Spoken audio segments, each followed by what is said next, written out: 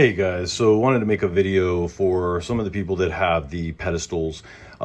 If you happen to launch a game and you hit one of the buttons, since the pedestals do have more buttons than our other arcade cabinets and our mod kits, sometimes you may hit a button and you get a menu that pops up for MAME. So we wanted to upload this. If you happen to have that happening, then what you're going to do is when you launch a game, the configuration screen is going to pop up, count to 3, push A, let off, and push it again.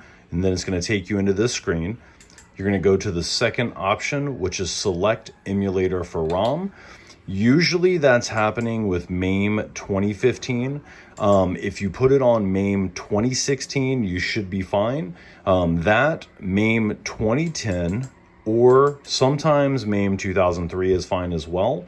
But all you're going to do is choose the emulator.